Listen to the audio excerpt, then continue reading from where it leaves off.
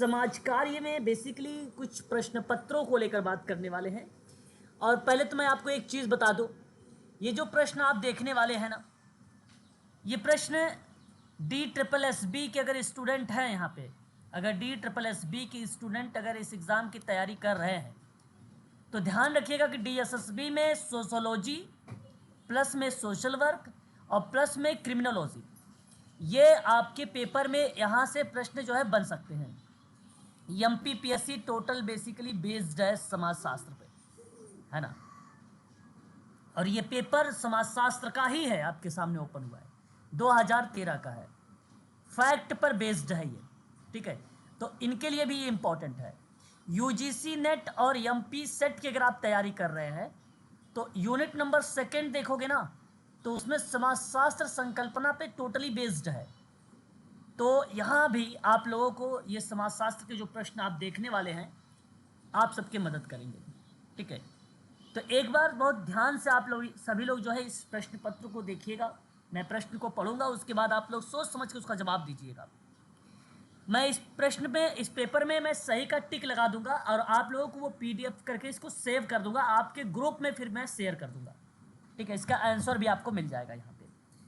तो चलिए शुरुआत करते हैं। पहला प्रश्न है यहाँ पे कि समाजशास्त्र एक ऐसा शास्त्र है जिसमें सामाजिक कृत्य, कृत्य का मतलब होता है कार्य, की व्याख्यात्मक समझ की प्रयास किया जाता है। और इस रूप में समाजशास्त्र की परिभाषा निम्नलिखित में से किसने दी है? परिभाषा ये है कि समाजशास्त्र एक ऐसा शास्त्र है जिसमें सामाजिक कृत्य यानी कार्य की व्याख्यात्मक समझ का प्रयास करता है, सही तरीके से एक्सप्लेनेशन देता है और उसकी अंडरस्टैंडिंग को भी बढ़ावा देता है। इस तरीके की बात विद्वान ने अपनी परिभाषा में जिक्र किया है, यह आपको बताना है। तो 4 ऑप्शन है जी। Max Weber sir. हाँ, Max Weber is the right answer होगा यहाँ पे, मैक्स वेबर। समाजशास्त्र एक ऐसा शास्त्र है जिसमें सामाजिक कृत्यों की ना व्याख्यात्मक समझ का प्रयास किया है और इसी रूप में समाजशास्त्र की परिभाषा मैक्स वेबर ने ही दी है।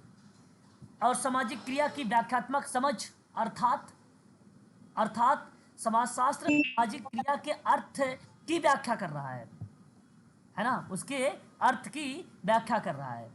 और यह व्याख्या ना समाजशास्त्र की कालात्मक व्याख्या है जो सामाजिक क्रिया को आगे बढ़ाती है। अब आपको ध्यान ये रखना है, अगर आपसे परीक्षा में भी सवाल पूछा भी जाता है कि सामाजिक क्रिया के प्रारूप वगैरह या सामाजिक क्रिया के सिद्धांत वगैरह, तब भी नाम किसका आता है? मैक्स वेबर का ही नाम आता है, ठीक है, सामाजिक क्रिया में, ठीक है, याद रखिएगा यहाँ पे। और वेबर ने यह भी कहा है कि जब व्यक्ति किसी क्रिया को करता है ना, तो उसके पीछे वह अपने स्वयं का कोई अर्थ अवश्य लगाता है। कोई भी व्यक्ति अगर काम करता है कुछ भी, तो उसके पीछे वह अपने स्वयं का कोई अर्थ अवश्य लगाता है। और वेबर ने पहली बार समाजशास्त्र का मनोविज्ञान के साथ जोड़ा था। समाजशास्त्र को मनोविज्ञान के साथ किसने जोड़ा है? समाजशास्त्र को मनोविज्ञान के साथ किस विद्वान ने जोड़ा है? नाम बताइए। Max weber. मैक्स वेबर, याद रखिएगा ये चीज़ें। बाकी देखो एमिल दुर्खिम का नाम आप सभी लोग जानते हैं, श्रम विभाजन का सिद्धांत वगैरह का नाम आता है ना। और यहाँ पे पवित्र जैसे धर्मों के बारे में बात हुआ है। इनकी एक सुसाइड करके किताब है, 4 प्रकार की उन्होंने आत्महत्या बताई है, मैंने इस पर आप लोगों को बताया भी। मैक्स वेबर, समाज सामाजिक संबंधों का जाल है, ये बात आपको पता होना चाहिए कि मैकाइवर एंड द्वारा बताया गया है। टालकाट पार्सन्स महोदय की बात करते हैं तो सामाजिक संरचना के प्रवर्तक माने जाते हैं। यहाँ तक कि सामाजिक व्यवस्था में इन्होंने सामूहिक सौदेबाजी की बात किया है, उसके सामूहिक समन्वय जैसी क्रियाविधि पर बात किया है। तो संरचनात्मक प्रकारवाद में इनका नाम बड़ा फेमस रहा है ना। लेकिन इस प्रश्न का सही जवाब ऑप्शन नंबर डी होगा, ठीक है, याद रखिए। क्वेश्चन नंबर 2, संस्कृति मानव की पथ प्रदर्शक है या सभी पथ प्रदर्शकों की भांति उसे स्वतंत्रता प्रदान करती है और दासता से मुक्त करती है? निम्न में बताइए यह विचारधारा किस दृष्टिकोण को प्रतिनिधित्व करती है? अच्छा, ये अभी मैंने करवाया नहीं ना आप लोगों को, बताइए, करवाया तो नहीं है ना पेपर? नहीं सर, नहीं कराया है। ठीक है, तो जरा मुझे बताइए कि संस्कृति मानव की पथ प्रदर्शक है और वह सभी पथ प्रदर्शकों की भांति उसे स्वतंत्रता प्रदान करती है और दासता से मुक्त करती है। तो ये विचारधारा जानते हैं क्या आ रही है? ये बताइए आपको विचारधारा। संस्कृति, व्यक्तित्व, विचारधारा। हाँ, संस्कृति व्यक्तित्व विचारधारा है ये। मानव के पथ प्रदर्शक हैं, सभी पथ प्रदर्शकों की भांति उससे स्वतंत्रता प्रदान करती है और दासता से मुक्त करती है। ये संस्कृति व्यक्तित्व विचारधारा का दृष्टिकोण है। देखिए, संस्कृति ना समग्र का एक पहलू या संकुल है। पहलू कहिए सबसे बेटर है, क्योंकि इसमें ना व्यक्ति ज्ञान, विश्वास, कला, नैतिक शिक्षा, कानून, रीति रिवाज और अन्य क्षमताओं एवं व्यवहार समाज के सदस्य के रूप में प्राप्त होता है। इसलिए संस्कृत व्यक्तित्व की विचारधारा कही जाएगी, क्योंकि मानव की पथ प्रदर्शक है। और पथ प्रदर्शक का मतलब होता है मार्गदर्शन, और यह सभी पथ प्रदर्शकों की भांति उसे स्वतंत्रता प्रदान करती है, और यह संस्कृति व्यक्तित्व की विचारधारा कहलाती है। ऑप्शन जो जाएगा वो आपका डी ऑप्शन करेक्ट होगा। इस बात को आप ध्यान रखिएगा, ठीक है। उद्विकासीय विचारधारा, बेसिकली इस प्रक्रिया में अगर मैं बात ये करता जो संस्कृत जी जी ये बताइए। संस्कृति व्यक्तित्व विचारधारा जो है ये किसने दी है सर? देखिए, ये विचारधारा किसी पर्टिकुलर विद्वान का नाम नहीं इसमें आता है ना। संस्कृति व्यक्तित्व की विचारधारा में अगर आप सोचे किसी पर्टिकुलर का नाम आता है, ये विचारधाराएं हैं। आपकी भी विचारधाराएं हो सकती है, हमारी भी विचारधाराएं हो सकती है, अन्य पर्सन की भी विचारधाराएं हो सकती है। यहाँ केवल हमें प्रश्न के मीनिंग को समझना है कि उसकी मीनिंग किस विचारधाराओं को रिलेट करा रही है। किसी पर्टिकुलर व्यक्ति का नाम नहीं आता इसमें, तो बहुत सारे विद्वान का नाम आ जाएगा। आप सेरोकिन का भी नाम देखो मिल जाएगा, अगस्त काम्टे का भी नाम देखोगे तो वहाँ पे मिल जाएगा, एम.एन. श्रीनिवासन का भी नाम देखोगे तो भी संस्कृत के व्यक्तित्व की विचारधारा में नाम मिल जाएगा। यहाँ तो केवल उसकी मीनिंग से सवाल बनाया गया है, ठीक है। जी सर, जी सर। हाँ, और जैसे देखिए उद्विकासीय विचारधारा एक, यह विकास की एक अनवरत प्रक्रिया। देखिए, जैसे आप सब जानते हैं विकास एक अनवरत प्रक्रिया है। अब इसी कंडीशन में कहा कि विकास का कार्य शांतिपूर्वक वातावरण से संभव होता है ना। और यहाँ पे देखो राजनीतिक स्थिरता, प्रशासनिक कुशलता और उचित सांस्कृतिक और नियोजन व्यवस्था, है ना, नियोजन व्यवस्था, सहभागिता, दृढ़ आर्थिक नीति इत्यादि जैसी अवधारणा जो है इसके अंतर्गत प्रतिपादित हो जाती है इस प्रक्रिया में। मार्क्सवादी विचारधारा, देखिए इसके अंतर्गत अगर मैं बात करूं तो यहाँ पे कार्ल मार्क्स का नाम कहना उचित नहीं होगा कि आप इन्हीं का केवल नाम बताएं, कार्ल मार्क्स का। लेकिन एक बात यहाँ पर आप कह सकते हो कि मार्क्सवादी विचारधारा सामाजिक परिवर्तन की विचारधारा थी। सामाजिक परिवर्तन की विचारधारा क्या थी? तो वो सामाजिक परिवर्तन की विचारधारा क्या थी? मार्क्सवादी विचारधारा थी। और इसमें सिद्धांत और व्यवहार एक दूसरे से संबंधित थे। तो मार्क्सवाद में 4 प्रमुख अंग थे। कोई मुझे बता सकता है मार्क्सवाद के 4 प्रमुख अंग? 4 प्रमुख अंग, कोई भी स्टूडेंट मुझे बता सकता है 4 प्रमुख अंग? द्वंद्वात्मक भौतिकवाद, ठीक है, द्वंद्वात्मक भौतिकवाद। दूसरा ऐतिहासिक भौतिकवाद। तीसरा अतिरिक्त मूल्य का सिद्धांत, अतिरिक्त मूल्य का सिद्धांत। चौथा वर्ग संघर्ष, वर्ग संघर्ष। हालांकि ये चारों जो आते हैं वो कार्ल मार्क्स के ही स्टेटमेंट है। तो यही कार्ल मार्क्स इसमें बेसिकली मुख्य माने गए हैं, प्रवर्तक माने गए हैं मार्क्सवादी विचारधारा में। तो परीक्षा में पूछता है ना, तो मार्क्सवाद के 4 प्रमुख अंग हैं। ये चारों के अंग आप ध्यान में रख सकते हैं। यहाँ पर क्लियर रहेगा? जी सर। सही है। नेक्स्ट पर बात करते हैं प्रसारात्मक विचारधारा। देखिए, इस विचारधारा के अंतर्गत अगर हम लोग बात करते हैं तो आपने एक नाम सुना होगा कम्युनिस्ट की विचारधारा, है ना, कम्युनिस्ट वाली, जहां साम्यवाद सामाजिक राजनीतिक दर्शन के अंतर्गत ऐसी विचारधारा के रूप में वर्णित है जिसमें संरचनात्मक स्तर पर समतामूलक वर्ग विहीन समाज की स्थापना की जाती है। उस प्रक्रिया में ये प्रसारात्मक विचारधारा कहलाती है। लेकिन प्रश्न संस्कृति मानव की पथ प्रदर्शक था। यहाँ आप कीवर्ड के माध्यम से लगा सकते थे कि संस्कृति व्यक्तित्व की विचारधारा है, यानी ये सभी पथ प्रदर्शकों की भांति उसे स्वतंत्रता प्रदान करती है और दासता से मुक्त करती है। ऑप्शन नंबर जो जाएगा वो ऑप्शन आपका डी करेक्ट माना जाएगा, ठीक है। क्वेश्चन नंबर सर एक बार ये प्रचारात्मक दोबारा बता दीजिए, थोड़ा समझ नहीं आ रहा। अरे भाई, जहाँ पे सामाजिक राजनीतिक दर्शन के अंतर्गत कोई विचारधाराओं के बारे में अगर आप वर्णन कर रहे हैं, आप कह रहे हो कि बता रहे हो राजनीति के बारे में, आप बता रहे हो समाज की प्रक्रिया के बारे में, आप बता रहे हो संरचनात्मकता के स्तर के बारे में, आप बात कर रहे हो समता मूलक वर्ग विहीन समाज के बारे में, तो उस परिप्रेक्ष्य में हम इसका नाम लेते हैं। समूचे समाज का स्वामित्व जो देखा जाता है संसाधनों का, वो प्रसारात्मक विचारधारा में ही नाम देखने को मिलता है। और मैं आपसे कहूँगा कि प्रसारात्मक विचारधारा के अंतर्गत जो भी चीज़ें आपको यहाँ पे समझने के परिप्रेक्ष्य में, तो केवल आप सांस्कृतिक जैसी प्रक्रिया को भी रिलेट करा सकते हो। आप यहाँ पे अगर हम बात करें तो राजनीतिक जैसी प्रक्रियाओं को भी रिलेट करा सकते हो। इसके अंतर्गत ना कई ऐसी क्रियाएं जो हैं शामिल रहती हैं जो प्रसारात्मक विचारधारा आती है। और ये टोटली अगर मैं बात करूँ आप लोगों से, तो एक प्रतिक्रिया होता है, एक रिस्पॉन्स होता है ना, और वो रिस्पॉन्स पर ये दर्शाता है प्रसारात्मक विचारधारा, जहाँ विचारों और विश्वासों का प्रसार हो। विचारों और किसका? विद्वानों का। हाँ, विचार और विश्वासों का क्या हो? प्रचार हो। ठीक तो है सर इसमें तो कुछ भी आ सकता है ना, संस्कृति आ सकती है, राजनीतिक आ सकती है। आपने बताया, मैंने एक शब्द बोला था साम्यवाद। जी जी जी। साम्यवाद में आप बोल दिया तो इसका मतलब उसके अंतर्गत जितने भी पार्टिकुलर चीजें आती है वो शामिल हो गई आपकी उसमें। ठीक है सर, आपको पता होना चाहिए, है ना? जी जी जी कीवर्ड्स को। अगला क्वेश्चन नंबर 3 देखिए, समाजशास्त्रीय कल्पना की बात हो रही है। किसकी बात हम लोग कर रहे हैं? समाजशास्त्रीय कल्पना की बात कर रहे हैं। और शब्दावली निम्नलिखित में से किसने बनाई है? बड़ा आसान सा सवाल है, मुझे उम्मीद भी है। C.W. Mills. C.W. Mills. अच्छा जी, C.W. मिल्स का नाम आप बता रहे हो। देखिए यहाँ अगर हम लोग बात कर रहे हैं, अगर आपने यहाँ ऑप्शन नंबर अगर चुनाव किया है बी का, तो आप यहाँ पे करेक्ट जवाब दे रहे हैं। समाजशास्त्रीय कल्पना जो होती है, अगर इसके अंतर्गत अगर हम बात करते हैं, तो एक बात ध्यान रखिएगा कि C.W. मिल्स ने बनाई है। C.W. मिल्स ने सोशोलॉजी इमेजेशन का सिद्धांत दिया है।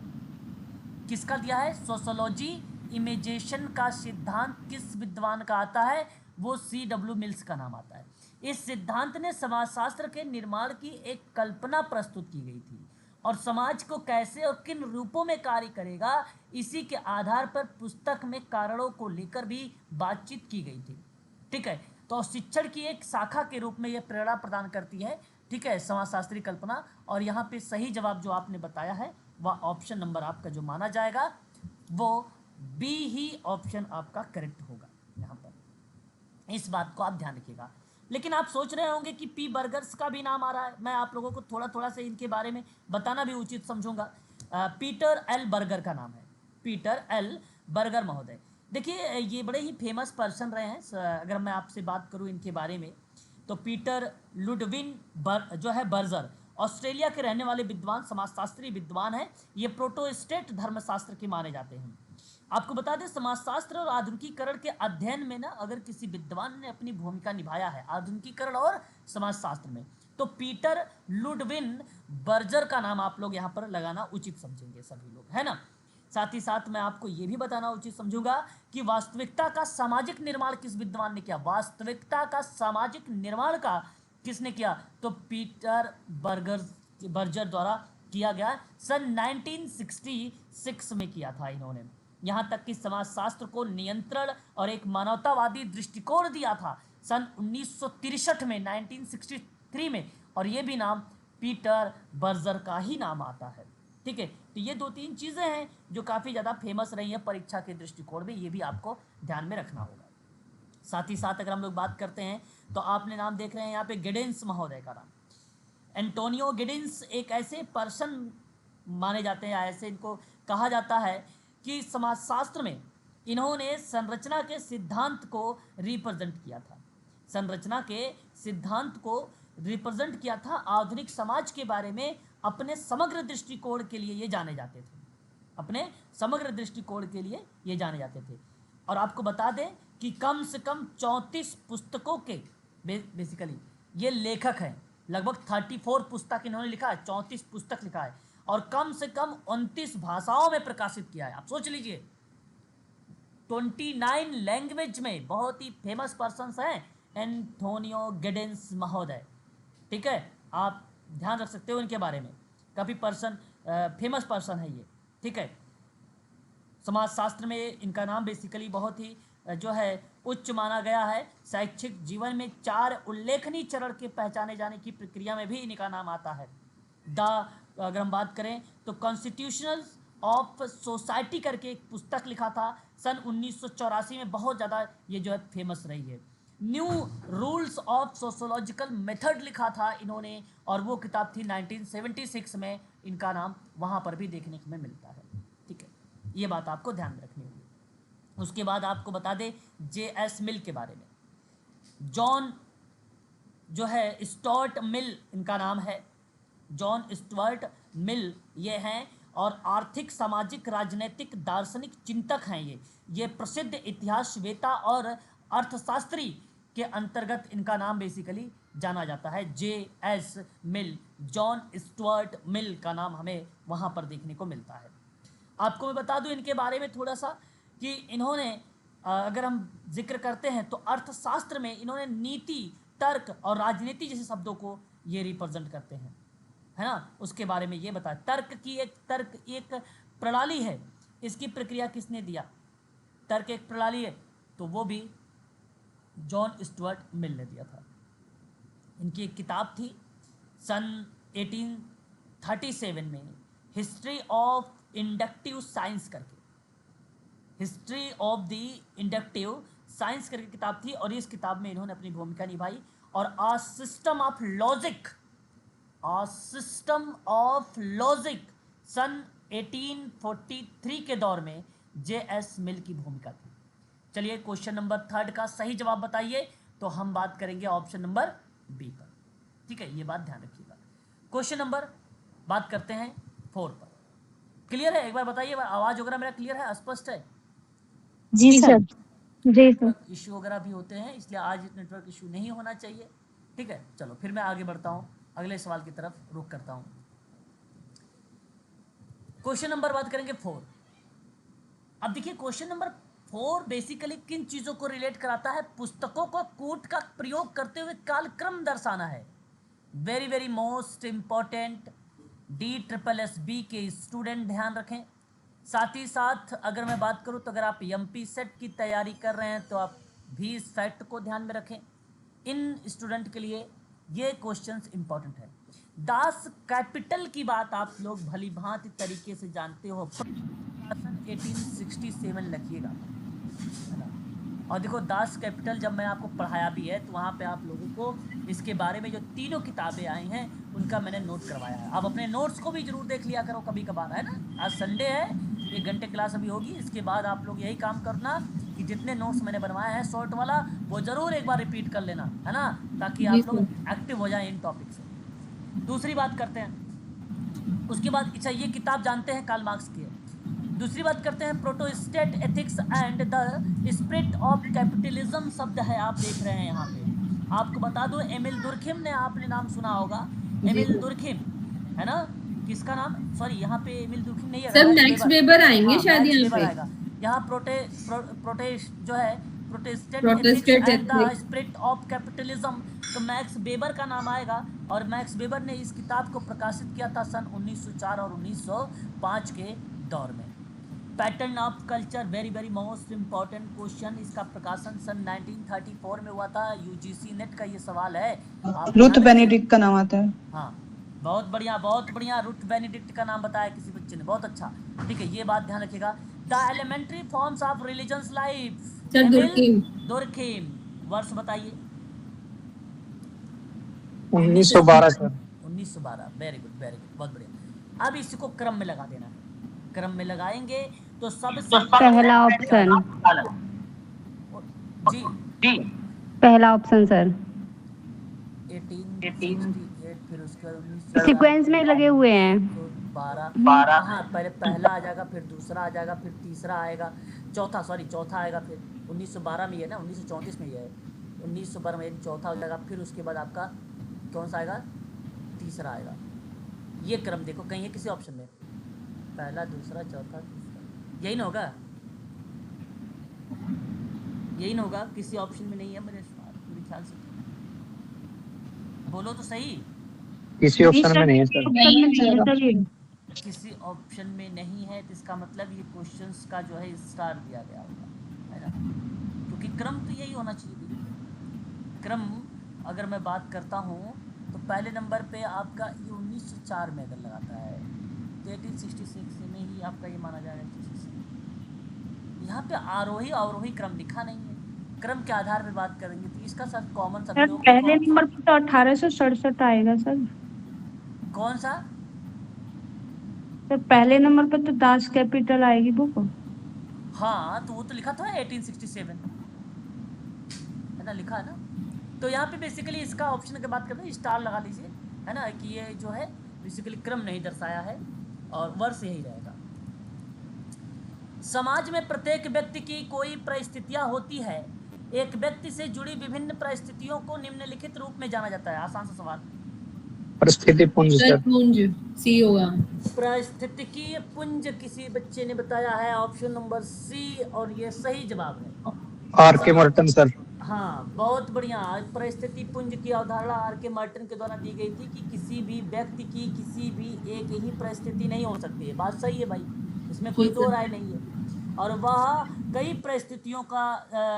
परिस्थितियों को जन्म के साथ ही लेकर पैदा होता है और इसके अतिरिक्त वह अपने कार्यों या प्रयासों से भी कई परिस्थितियां प्राप्त भी कर लेता है। तो इसलिए आप सबको पता होना चाहिए कि परिस्थिति कितनी टाइप की होती है। 2 टाइप की होती है। कितने टाइप सर? 2 टाइप की सर। 2 टाइप का होता है। अच्छा जी, 2 टाइप में आपको मालूम होना चाहिए, वो भी बता दीजिए मुझे। 2 टाइप कौन कौन से होनी चाहिए? एक्सक्राइब्ड और अचीव्ड। अर्जित। आपको एक को बोला होगा प्रदत्त, एक अर्जित राल्फ लिटन ने दी थी। प्रदत्त और अर्जित सर। बिल्कुल। जो चीजें जन्मजात से मिली हो वो बेसिकली क्या कराती है? प्रदत्त होती है। जो चीजें आप एक्वायर कर रहे होते हैं उसको क्या कहते हैं हम लोग? अर्जित। अर्जित कर लिया है। ठीक है, बहुत बढ़िया जवाब। तो इस तरीके से आपको ध्यान रखना होगा। देखिए एक ऑप्शन में दे रखा है परिस्थिति असंगति। इसका मतलब क्या होता है कि स्थिति असंगति के रूप में है ना। देखिए स्थिति, ये जानते हो किसका नाम आता है यहाँ पे? आपने नाम सुना होगा एक गेरहार्ड लेंस्की का नाम। किसका नाम? गेरहार्ड लेंस्की का नाम।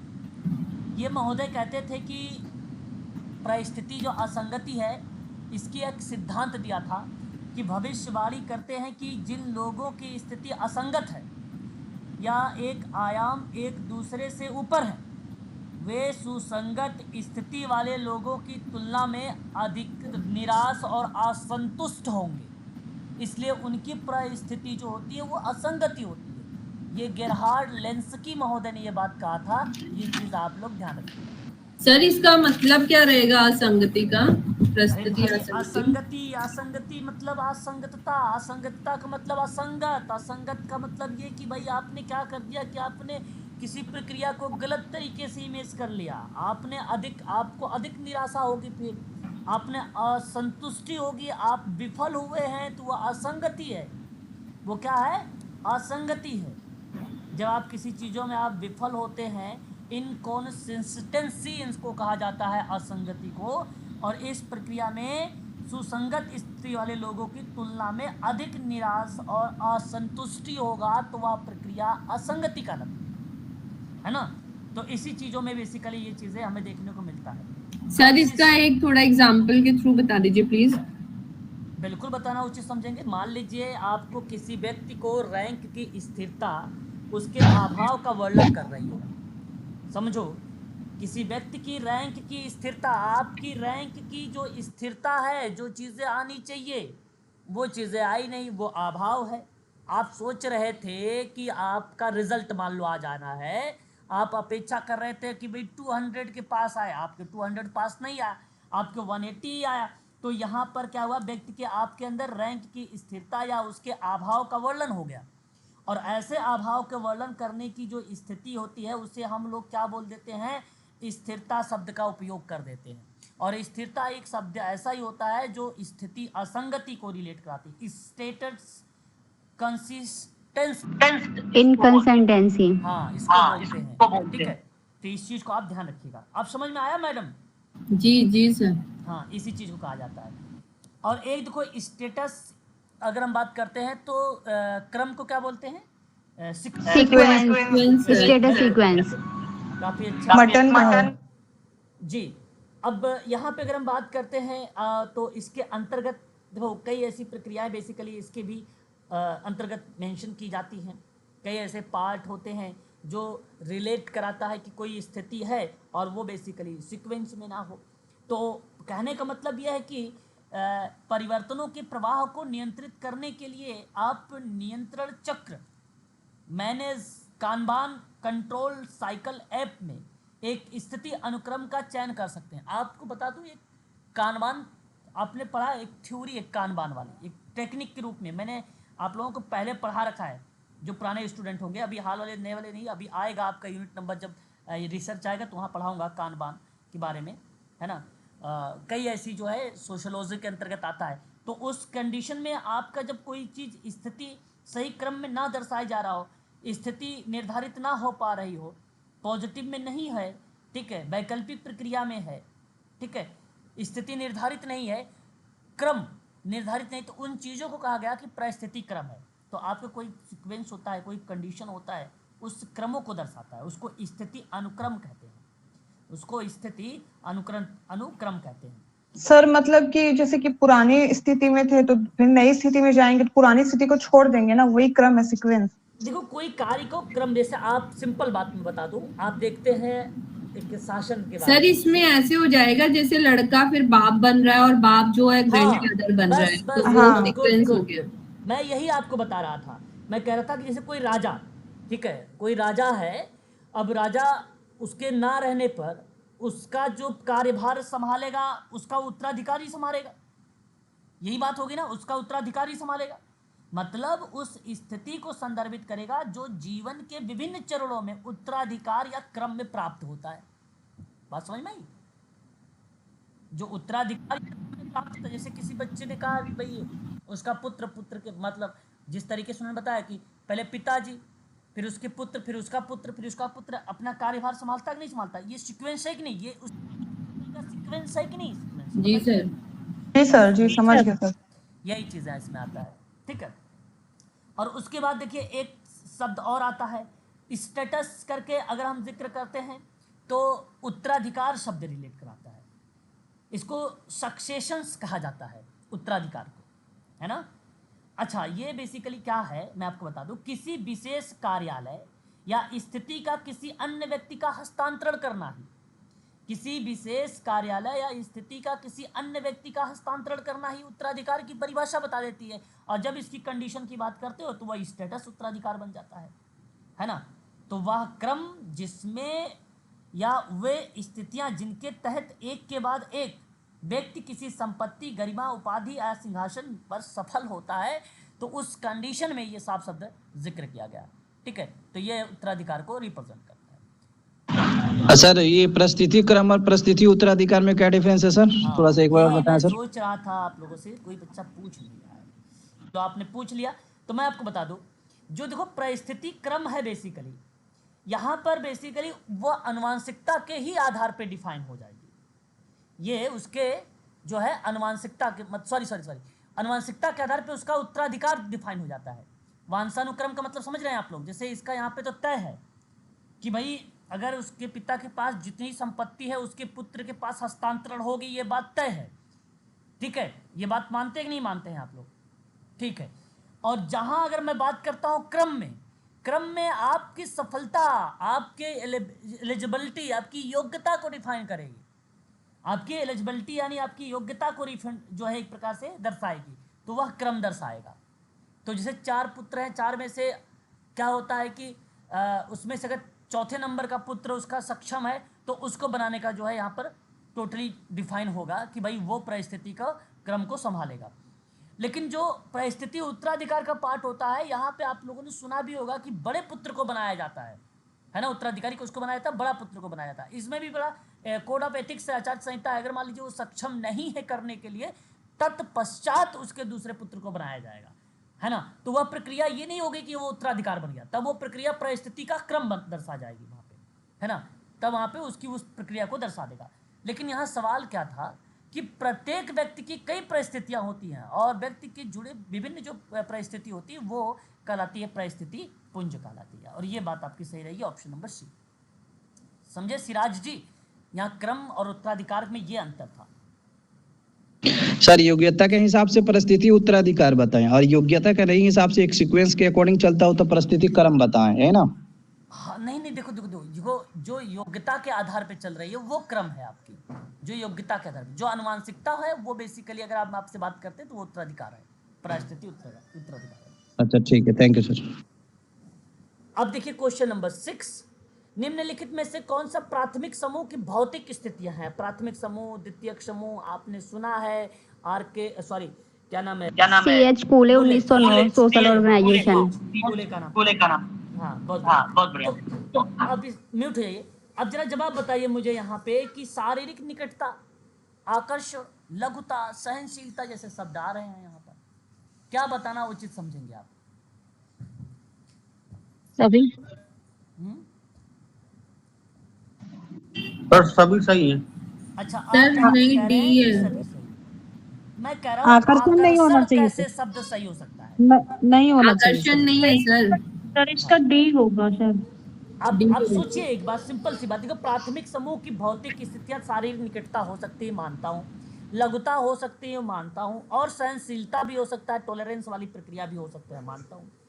देखिए प्राथमिक समूह की अवधारणा जब CH कूले ने दिया था, आप पढ़ेंगे तो आप, हालांकि मैंने पढ़ाया भी, ऐसी बात नहीं, प्राथमिक समूह द्वितीयक समूह पढ़ा चुका हूँ, तो उसमें ना हम की भावना पाई जाती है, एकता पाया जाता है, स्वार्थपरकता का अभाव पाया जाता है, उद्देश्यों में समानता पाई जाती है, व्यक्तिक और स्वाभाविक संबंध पाए जाते हैं, आमने सामने का घनिष्ठ जो है संबंध पाए जाते हैं, ये इत्यादि बहुत सारी चीज़ें हैं जो इसके अंतर्गत प्रस्तुत होते हैं।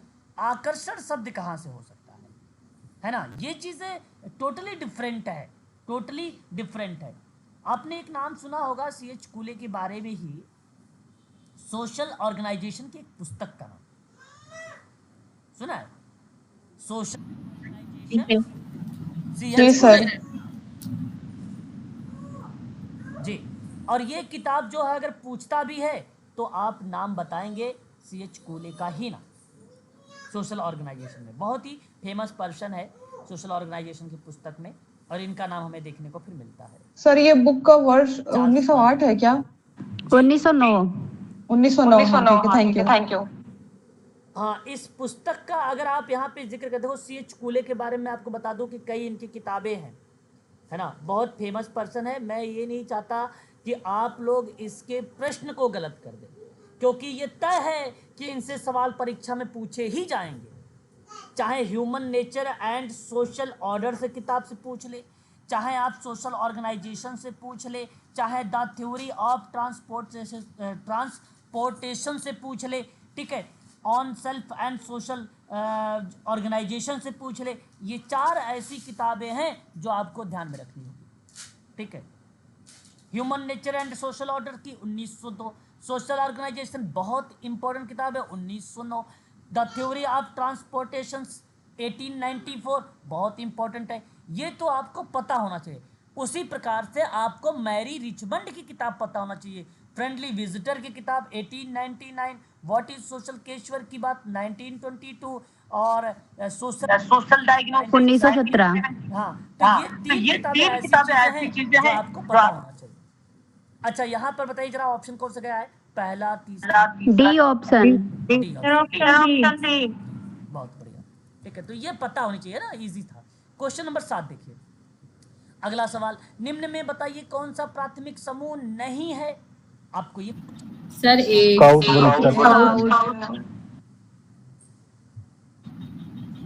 Option number A sir. Cloud, okay, scout. Okay, scout. Cout, हाँ, काउट। देखिए, अगर मैं आपसे यहाँ पर बात करता हूँ तो देखिए, एक तो जीवन साथी की बात करते हैं, सही बात है। आपसे विद्यार्थियों की कक्षा, परिवार की बात करता हूँ तो ठीक है।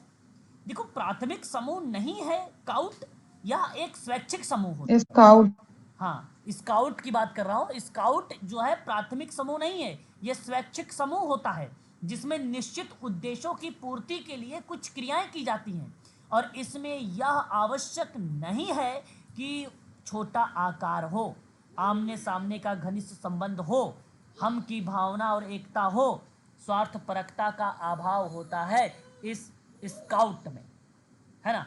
तो ये बात आप लोग जरूर ध्यान में रखिएगा, क्योंकि परीक्षा के दृष्टिकोण से अगर मैं बात करूं तो ये भी इम्पॉर्टेंट रहेगा, ठीक है।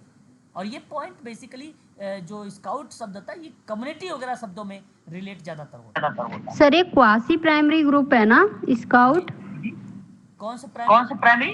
क्वासी प्राइमरी ग्रुप अर्ध यस सैनिक। यस यस बिल्कुल बिल्कुल अगर मैं आपसे कहूं कि आर्थिक समूह को लेकर, तो आप बिल्कुल यहाँ पर अपने विचारों को प्रकट कर सकते हो इस तरीके से, बिल्कुल सत्य बात है, ठीक है। तीन चीज़ों में आप रिलेट करा सकते हो। जैसे देखिए पड़ोस हो गया, है ना, और आपका सहकर्मी समूह हो गया, परिवार हो गया। सर ये क्लब वगैरह होते हैं ये सारे। भीड़, आप सोचिए, भीड़ को मतलब क्या होता है? स्काउट, भीड़, यही ना। हाँ जी सर। भीड़ एक प्राथमिक समूह नहीं है, एक अस्थाई है। अभी मान लीजिए बस स्टैंड पे लोग आए, है कि नहीं, अब वो बस का वेट कर रहे हैं, बस आएगी तो चले जाएंगे, वो भीड़ है, वो तो भीड़ है, वो किसी समूह का पार्ट थोड़ी ना, कोई निश्चित उद्देश्य थोड़ी ना है उसमें, है कि नहीं। भीड़ में रिश्ते आमतौर पर अल्पकालिक होते हैं, थोड़े समय के लिए होते हैं, है कि नहीं।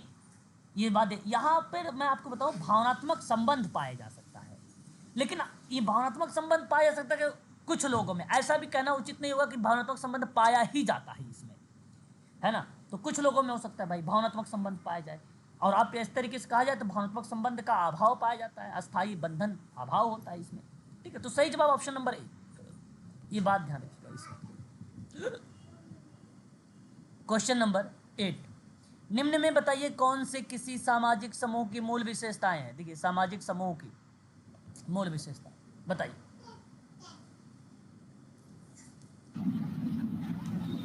मूल विशेषता सामाजिक समूह की। सर एक हम की भावना और संगठन।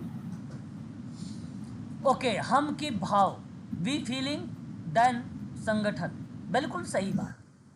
यदि आप इस सवाल का जवाब यहाँ अगर ऑर्गेनाइजेशन और सेल्फ फीलिंग की, वी फीलिंग की बात कर रहे हैं तो करेक्ट जवाब दे रहे हैं। लेकिन यहाँ जो आप देख रहे हैं स्वावलंबन, बेसिकली एक प्रकार का ऐसा शब्द होता है जिसको हम आत्मनिर्भर बोलते हैं। जी सर, इंडिपेंडेंस, आत्मनिर्भर बोलते हैं, और जिसको आपने बोला भी इंडिपेंडेंट, जो अपना ही भरोसा करे, अपना ही सहारा लेने वाला हो, आत्मनिर्भर होता है। तो स्वावलंबी अर्थ यही होता है, जो व्यक्ति स्वतंत्र हो, एक दूसरे के लोगों पर निर्भर नहीं रहता हो, तो वो होता है। और ये कोई सामाजिक समूह का विशेषता नहीं है, और ये आपका कट जाएगा।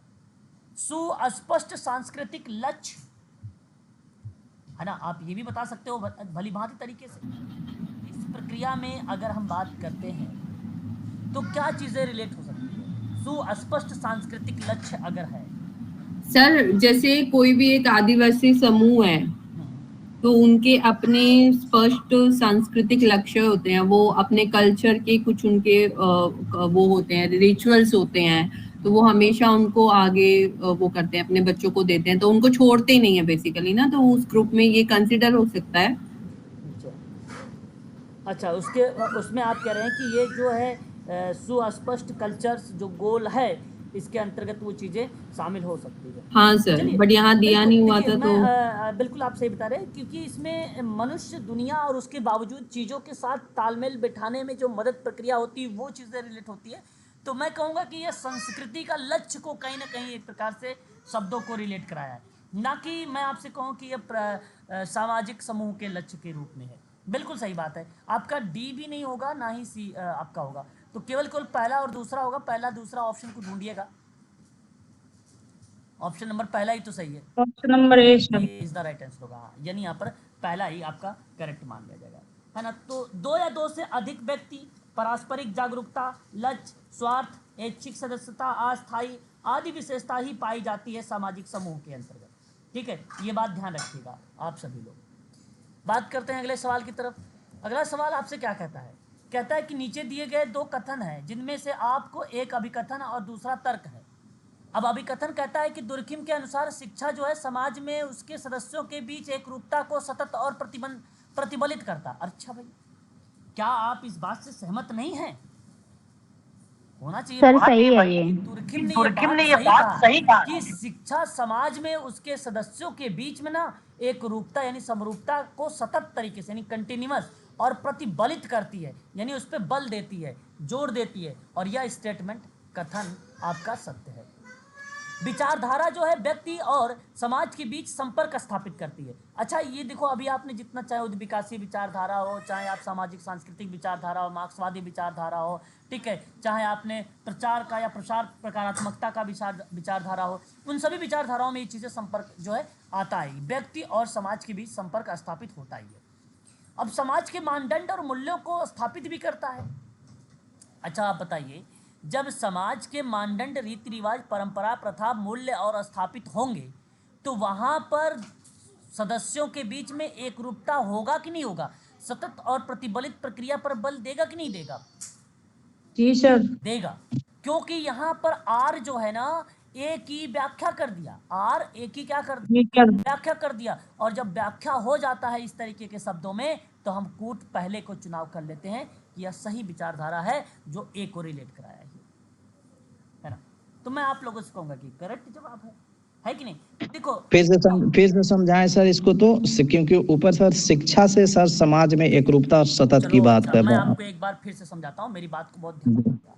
मैंने क्या बोला? मैंने कहा कि शिक्षा समाज में, है ना, शिक्षा समाज में उसके सदस्यों के बीच एक रूपता को सतत और प्रतिबलित करती है। अच्छा भैया क्यों करती है ऐसा? मैं कहा शिक्षा समाज में उसके सदस्यों के बीच में एक रूपता सतत प्रतिबलित क्यों करती है? तो आपने कहा क्योंकि उनकी विचारधारा में यहाँ पे कारण में लिखा कि व्यक्ति और समाज के बीच संपर्क स्थापित करते हुए समाज के मानदंड और मूल्यों को स्थापित करती है। तो शिक्षा जो है समाजीकरण की प्रमुख एजेंसी है कि नहीं है? बताइए। अब जब समाजीकरण प्रमुख एजेंसी है, समझिए बात को, जब समाजीकरण की प्रमुख एजेंसी है तो समाजीकरण की डेफिनेशन आपका बताती है कि नहीं बताती है? पहला ऑप्शन ए बताती है, जिसके माध्यम से व्यक्ति ना समाज के मानदंड और मूल्यों को आंतरिकरण करके सीखता है। तो मैं आपसे कहता हूं जो ये आर है ना, ये समाज, ये जो विचारधारा मेंशन की गई आर में, वो सही तरीके से आपको ऑप्शन ए में क्या कर रही है? उसकी व्याख्या कर रही है, क्योंकि एजेंसी है और एजेंसी के माध्यम से समाज के मानदंड और मूल्यों को आंतरिकरण के माध्यम से व्यक्ति सीखता है कि नहीं? ये बात बताइए। जी सर क्लियर है सर। बिल्कुल सही बात है। और ये ऑप्शन ए को ही लगाइएगा, इसमें कोई दो राय नहीं कि इसकी स्पष्टीकरण ना हो, है ना। क्वेश्चन नंबर 10, क्वेश्चन नंबर 10 हमारे सामने है और इम्पोर्टेंट क्वेश्चन भी है ना। 10 की बात अगर हम लोग कर रहे हैं यहाँ पर तो इम्पोर्टेंट के रूप में हम इस सवाल को देखेंगे और आपको ये भी मैच करने के दृष्टिकोण से देखेंगे। किस प्रक्रिया में देखेंगे? मैच के दृष्टिकोण में देखेंगे। तो पहला क्या कह रहा है डी स्कूलिंग। एक तरफ बुक को मेंशन किया गया है, दूसरी तरफ ऑथर को मेंशन किया गया है। एक तरफ इवान इलिच। हाँ, अब अगर मैं डी स्कूलिंग की बात आपसे कर रहा हूं तो इसका मतलब है कि इवान इलिच को लिखा है। अब इवान इलिच किस पॉइंट में मेंशन किए गए हैं? थर्ड में। तो यानी अब यहाँ पर मैं नोट करता चलाऊंगा कि ए का तीसरा हो गया, है ना, ए का तीसरा शब्द हो गया। इस बात को आप सभी लोग ध्यान में रखिएगा, ठीक। ये बात द पॉलिटिक्स ऑफ फैमिली करके किताब आई, और इस शब्द में अगर हम रिलेट कराते हैं तो किसका नाम आ जाता है? RD lag.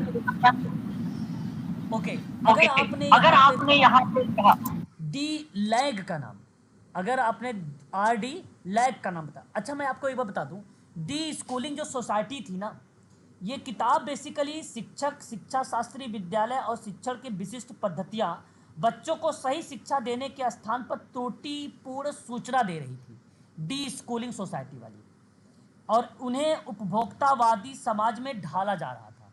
तो इस प्रक्रिया में इवान इलिच ने लिखा था। द पॉलिटिक्स ऑफ फैमिली की बात करता हूं तो आर डी लैग महोदय ने कहा कि परिवार को विध्वंसक और शोषणकारी संस्था माना था। परिवार को क्या माना था? कि विध्वंसक और शोषणकारी संस्था। लैग ने कहा कि परिवार को ना एक जो है नेक्सस, परिवार को एक नेक्सस कहा। अगर परीक्षा में सवाल बन जाए कि बताओ परिवार को नेक्सस किसने कहा है, तो भी नाम आप क्या लगाएंगे, आरडी लैग का ही नाम लगाएंगे। लैग ने यह भी कहा है कि परिवार एक गैंगस्टर की तरह व्यवहार करता है और कर सकता भी है, और यह प्रत्येक को दूसरे की हिंसा से सुरक्षा प्रदान कर सकता है। इस प्रक्रिया में द पॉलिटिक्स ऑफ फैमिली की किताब आरडी लैग के द्वारा लिखी गई थी। एंटी सोशल फैमिली, इस नामक की किताब की अगर हम लोग बात करते हैं तो किसका नाम लगाना उचित समझेंगे, एम बरेंट और एम मैकेटोइस। इन्होंने इस किताब को जब लिखा तो इस किताब में परिवार के पतन के कारण की समस्या बताया।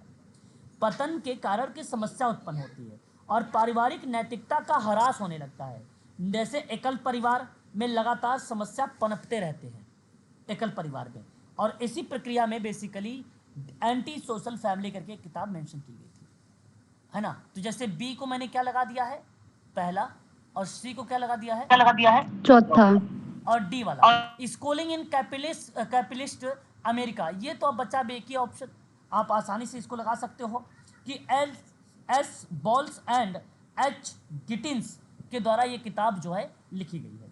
इस किताब में बताया गया है कि पूंजीवादी समाज किस तरह से आंतरिक संगठन में अपने तरीके और सिद्धांतों को आम लोगों पर थोपती है, और पूंजीवादी मूल्य जो है नैतिकता को अपनाने के लिए प्रोत्साहित भी करती है, यानी एक प्रकार से मोटिवेट भी करती है। यानी आप डी को लगा सकते हो जो है सेकंड से।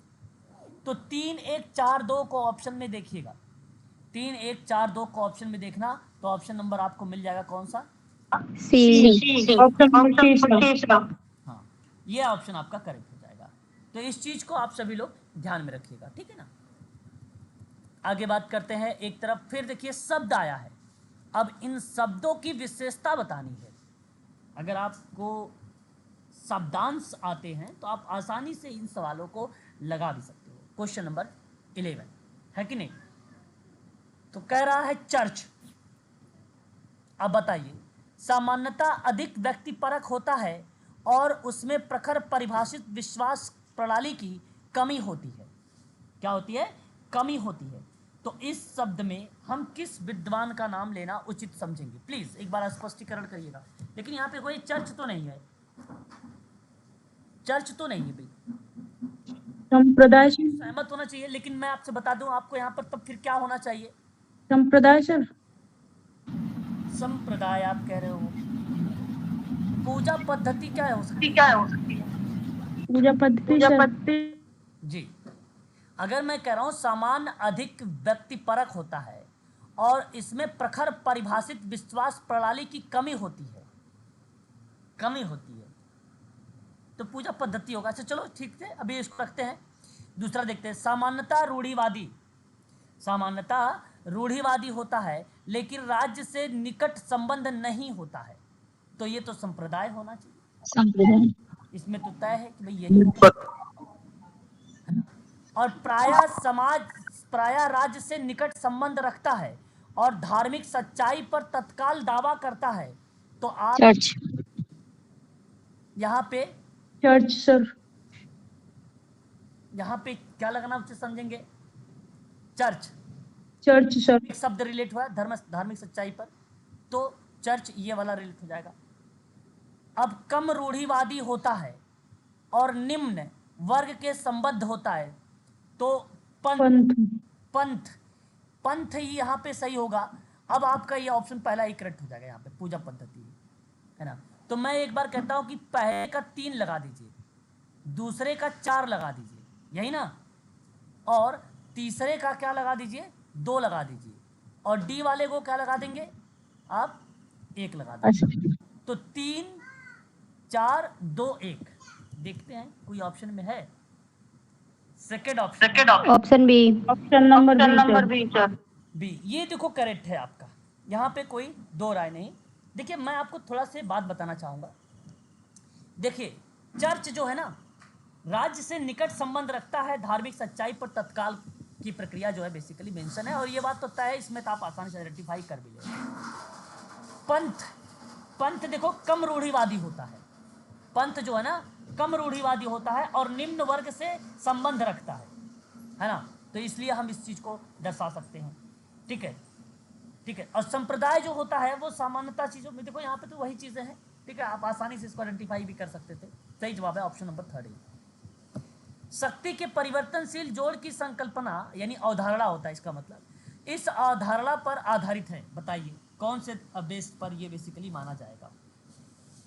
परिवर्तनशील जोड़ की संकल्पना इस धारणा पर आधारित है, तो जवाब क्या होना चाहिए? The variable sum concept of power is based on the मूल्य तथा समाज के लिए अनिवार्य।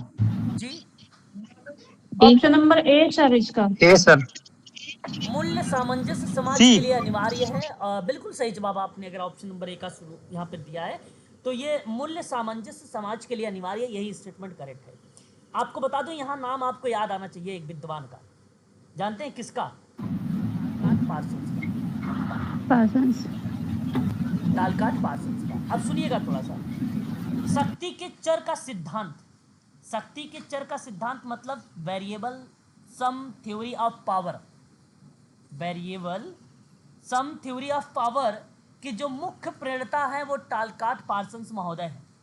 इन्होंने कहा है कि परिवर्तनशील अवधारणा जो है, पार्सन्स शक्ति के सिद्धांत का मूल स्रोत बताया है और समाज का मूल्य मैतक के शब्द, जैसे अभी मैंने आपको बताया था सामाजिक व्यवस्था, मूल्य मैतक, सामाजिक सौदेबाजी, ऐसे 2-4 इसके शब्द हैं जो समाज का रिलेट कराता है। और मूल्य मैतक से ये सवाल पूछा गया, पहला ऑप्शन आपका यहाँ पे करेक्ट जवाब हो जाएगा टालकाट पार्सन्स के हिसाब से। ठीक है, क्वेश्चन नंबर 13। राज्य यह सुनिश्चित करते हुए विभिन्न समाजों के बीच संतुलन बनाए रखता है कि सरकारी नीति पर उन सबका कुछ प्रभाव होता है जो निम्नलिखित में से सर्वोत्तम स्पष्टता से दिखाई देता है। और सही जवाब यहाँ पर अगर मैं कहूँगा तो आप लोग कहिएगा बहुलतावादी लोग, है ना। मैं आपको ये कहना चाहूँगा कि राज्य यह सुनिश्चित करते हुए विभिन्न जो समूह हैं उनके बीच संतुलन बनाए रखता है और सरकारी नीति पर ना उन सब का कुछ प्रभाव होता है जो बहुलतावादी लोकतंत्र में सर्वोत्तम सुस्पष्टता को दिखाई देता है। और बहुलतावादी लोकतंत्र वह होता है जिनमें शक्ति के एक से अधिक केंद्र होते हैं और यह एक प्रकार का सामूहिक रूप से विकेंद्रित शक्ति होती है और उसी को हम लोग कहते हैं बहुलतावादी लोकतंत्र, बहुलतावादी लोकतंत्र। लेकिन एक ऑप्शन और आप लोग देख रहे हैं यहाँ पर, अगर मैं आपसे बात करूँ तो सोशोलॉजिस्ट डेमोक्रेसी की बात, तो इसको हम लोग कहते हैं क्या? लोकतांत्रिक समाजवाद। एक वामपंथी राजनीतिक दर्शन का समूह है जो राजनीति लोकतंत्र को कुछ प्रकार के सामाजिक स्वामित्व वाली अर्थव्यवस्था का समर्थन करता है, तो उसको हम लोग बोलते हैं कि समाजवादी ये लोकतंत्र है। ठीक है, तो यहाँ पे आर्थिक लोकतंत्र, कार्यस्थल पर लोकतंत्र, श्रमिकों के आत्म प्रबंधन पर विशेष जोर दिया जाए, एक बाजार समाजीकरण, विकेंद्रीकृत योजनाबद्ध लोकतांत्रिक विकेंद्रीकरण, इस तरीके की प्रक्रिया जो है लोकतंत्र समाजवाद के अंतर्गत शामिल होता है। ठीक है, वहीं अगर आपकी एक बात और करें हम लोग रिपब्लिक डेमोक्रेसी के बारे में, जिसको हम लोग गणतंत्र बोलते हैं, है ना। देखिए, लोकतांत्रिक गणराज्य सरकार का वह रूप है जो गणतंत्र और लोकतंत्र से अपनाए गए हैं सिद्धांतों पर काम करते हैं ये। तो कई देश जो अपने आधिकारिक नामों में लोकतांत्रिक गणराज्य शब्द का उपयोग करते हैं। ठीक है, कई गैर लाभकारी संस्थाओं द्वारा अलौकिक तांत्रिक जो है क्रियाओं को माना भी जाता है। तो इस पर परिप्रेक्ष्य में मैं आप लोगों से ये बात करना उचित समझूंगा कि इस संबंध में जब बातें बेसिकली सरकार के रूप में या शासकीय कानून के रूप में, चुनाव के परिप्रेक्ष्य में, चुनावी प्रक्रिया में बात करते हैं, तो उस शब्दों में हम इसका नाम रिलेट कराते हैं, है ना। तो मैं आपसे एक बात बताना चाहूँगा कि इन दोनों में थोड़ा सा कुछ अंतर है, समाजवादी में भी और जनतंत्र में भी। देखिए, ये आपको बता दें कि गणतंत्र के 5 प्रकार होते हैं, पहली बात, और समाजवादी लोकतंत्र के, प्रजातंत्र इसको कहते हैं, इसमें 3 प्रकार होते हैं। इसमें एक प्रत्यक्ष लोकतंत्र होता है, एक प्रतिनिधि लोकतंत्र होता है, एक संवैधानिक लोकतंत्र होता है। लेकिन जो जनतांत्रिक लोकतंत्र होता है, जिसको आप गणतंत्र बोल रहे हो, 5 प्रकार, इसमें संवैधानिक गणतंत्र होता है, राष्ट्रपति गणराज्य होता है, संघीय गणराज्य होता है, ईश्वरीय गणराज्य होता है, संवैधानिक गणराज्य होता है। इसमें कुल 5 प्रकार होता है। देखिए, लोकतंत्र में ना, यहाँ जो समाजवाद है, यहाँ पे ना सत्ता जो है जनता के हाथ में होती है, इसलिए इसको जनता जो है समाजवाद को रिलेट करा। जनतंत्री में ना गणतंत्र में सत्ता जो होती है वो व्यक्तिगत नागरिकों के हाथ में होती है, इसलिए इसको जनतांत्रिक लोकतंत्र बोला गया है। बात समझ रहे हो कि नहीं समझ रहे हो, बताइए। जी सर, समझ रहे लोकतंत्र हैं। में सत्ता का जनता के हाथ में होगा, जी सर, जी सर। समाजवाद होगा। जहां गणतंत्र में सत्ता व्यक्तिगत नागरिकों के हाथ में होगा वो जनतांत्रिक होगा, ठीक नहीं। ये चीज आप थोड़ा सा ध्यान रखिएगा। एक देश में एक से अधिक प्रकार जो लोकतंत्र हो सकते हैं वो समाजवादी लोकतंत्र कहलाएगा। एक देश में एक से अधिक प्रकार के गणतंत्र हो सकते हैं तो वह जनतांत्रिक लोकतंत्र कहलाएगा, ठीक है। लोग जो समाजवादी लोकतंत्र होता है, पहला ऑप्शन की बात कर रहा हूं, सरकार पर कोई रोक टोक नहीं होती है। लेकिन जो मैं सेकंड ऑप्शन की बात कर रहा हूं, जनतांत्रिक लोकतंत्र में, यहां गणतंत्र में सरकार पर बाध्यता होती है, इसलिए गणतंत्र में मुख्य ध्यान संविधान पर होता है, ठीक है। ये चीज ध्यान रखिएगा। उसके बाद एक आपका सर बहुलतावादी में फिर ये सारे आ जाएंगे ना? किसमें? बहुलतावादी में? हाँ, बहुलतावादी में तो विभिन्न समूहों के बीच में संतुलन की बात किया, भाई सरकारी नीति की बात किया, सबका कुछ प्रभाव पड़े उस पर बात किया ना। वो तो जी, जी। मल्टी प्रक्रिया में रिप्रेजेंट होने लगता है कि नहीं। एक और शब्द आता है हमारे सामने और वो होता है पारंपरिक। क्या होता है वो? पारंपरिक, ट्रेडिशनल बोलते हैं पारंपरिक को हम लोग। क्या बोलते हैं हम लोग? ट्रेडिशनल डेमोक्रेसी बोलते हैं। विचार विमर्श वाला लोकतंत्र कैसा होगा बताइए? विचार विमर्श वाला पारंपरिक होगा कि नहीं होगा? होगा, क्योंकि पारंपरिक लोकतांत्रिक सिद्धांत से इस मायने से भिन्न है कि प्रमाणिक विचार विमर्श, ना कि केवल मतदान, कानून के लिए वैधता का प्राथमिक स्रोत होगा। तो विचार विमर्श का लोकतंत्र परामर्शीय लोकतंत्र से संबंधित है, जिसमें न नागरिक के साथ सार्वजनिक परामर्श लोकतांत्रिक की प्रक्रिया पर केंद्रित होता है, इसलिए ट्रेडिशनल इसको बोला गया है, ठीक है। तो इस चीज को आप ध्यान रखिएगा। यहाँ पर सही जवाब जो आएगा वो बहुलतावादी को रिलेट कराएगा, ठीक है। चलिए एक सवाल और। यार ये तो सवाल हमने सॉल्व करवाया है क्या आप लोगों से? जी सर। नहीं कराया सर। ये गलत बात है, आप लोगों ने सर कराया है पहले ये क्वेश्चन। तो अभी मैंने किसी बच्चे से पूछा नहीं कराया। ये देखो पीछे लिखा हुआ। चलो एक सवाल और देखो। जी सर कराया है। 14 का और देखो यहाँ पे वी पैरेटो की बात करते हैं। वी पैरेटो का नाम किसमें आ जाएगा? गैर शासी विशिष्ट वर्ग में। अच्छा भाई। और जी मॉस्का शासी वर्ग। शासी वर्ग। और मिशेल अल्पतंत्र का लोहे नियम। अच्छा सामने मैच हो जाएगा। जी सर। और एस ल्यूकस। त्रिआयामी दृष्टिकोण।